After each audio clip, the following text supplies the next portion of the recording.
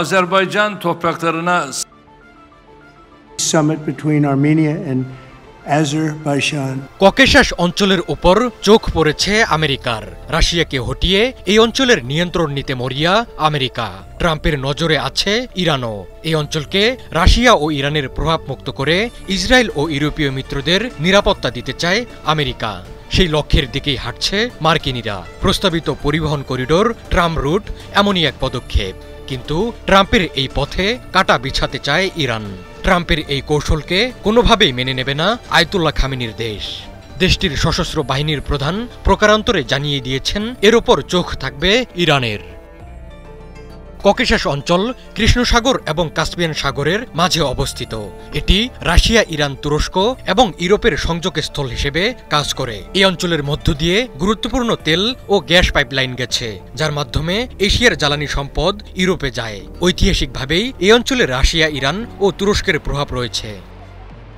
সম্প্রতি মার্কিন president Donald ট্রাম্পের মধ্যস্থতায় আজারবাইজান ও আর্মেনিয়ার মধ্যে একটি শান্তি চুক্তি স্বাক্ষরিত হয়েছে।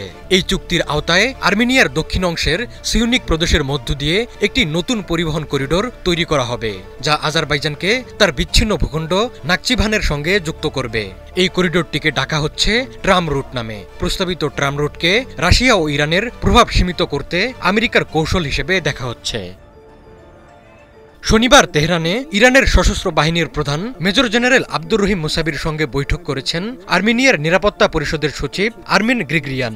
ওই বৈঠকে মুসাবি জানান, ইরান, আর্মেনিয়া ও আজারবাইজানের মধ্যে শান্তি চুক্তিকে স্বাগত জানায়। তবে এই অঞ্চলে আমেরিকার নেতিবাচক ভূমিকার ইতিহাস বিবেচনা করে উদ্বেগ কমানোর জন্য কিছু ব্যবস্থা নেওয়া প্রয়োজন। ট্রাম্প রুটকে নিজেদের জাতীয় নিরাপত্তা এবং সার্বভৌমত্বের জন্য গুরুতর হুমকি হিসেবে দেখছে ইরান। এই করিডোরটি ইরানের 400 কিলোমিটারেরও বেশি দীর্ঘ সীমান্তের কাছ দিয়ে যাবে, যা ইরানের জন্য সরাসরি নিরাপত্তা ঝুঁকি তৈরি করবে। ইরান আশঙ্কা করছে এই রুট কার্যকর হলে তা তাকে ককেশাস অঞ্চল থেকে বিচ্ছিন্ন করবে, ব্যাহত করবে আর্মেনিয়ার সঙ্গে ইরানের বাণিজ্য সম্পর্ক। এর ফলে মধ্য এশিয়া, ককেশাস এবং তুরস্কের মধ্যে এমন একটি কৌশলগত জোট গড়ে উঠবে যেখানে ইরানের প্রভাব কমে যাবে।